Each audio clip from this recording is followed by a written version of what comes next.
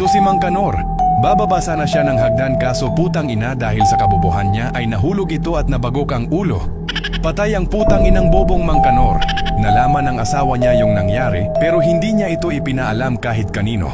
Pumunta siya kay Jack Cool para hilingin na muling buhayin si Mang Kanor kapalit ang malaking halaga ng pera. Agad naman na pumayag si Jack Cool at nilagyan niya ng mask si Mang Kanor para hindi lumabas ang kanyang espiritu. Nagtaka tuloy yung mga taga-sundo ng mga namamatay. Kaya pinuntahan nila ng personal si Mang Kanor. Pero putang ina dahil nga sa ginawa ni Jack Cool ay hindi nila nakita yung espiritu ni Mang Kanor. Hinanap nila ito kung saan-saan. Pero hindi talaga nila ito nakita kaya umalis na lang ang mga putang ina. Akala ng lahat ay safe na sila. Pero isang araw pag-uwi ng lalaking ito sa kanyang bahay, ay biglang may nagbuhos sa kanya ng sobrang daming dugo at may pumulupot na lubid sa kanyang leeg. Kagagawan pala yung ni Jack Cool. Nilagyan niya pa itong ng napkin sa noo nito at dinasalan niya ang putang ina.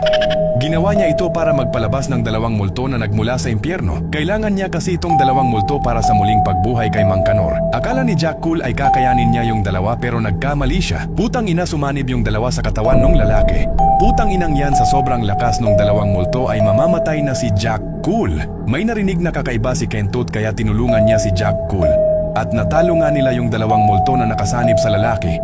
Kaya lumabas na yung 2 multo sa katawan. Di na sila nagaksayang ng oras at successful na nila itong naikulong sa cabinet. After nga ng mga nangyari ay sinampal ni Kento at si Jack Cool dahil hindi niya akalain na kaya niyang mag-sacrifice ng ibang tao para bumuhay ng isang namatay na. Sinabi ni Jack Cool na nagsisisi na siya at susunugin na lang daw niya yung cabinet para hindi na daw ito magamit pa. Pero putang ina kinabukasan ay tinuloy pa rin ni Jack Cool yung binabalak niya. At inumpisahan na niyang kalimutan ka. Oo putang ina kinalimutan ka na niya kasi meron na siyang mahal na iba. Kaya huwag ka nang umasa na babalikan ka pa ha. Putang ina mag-move on ka na.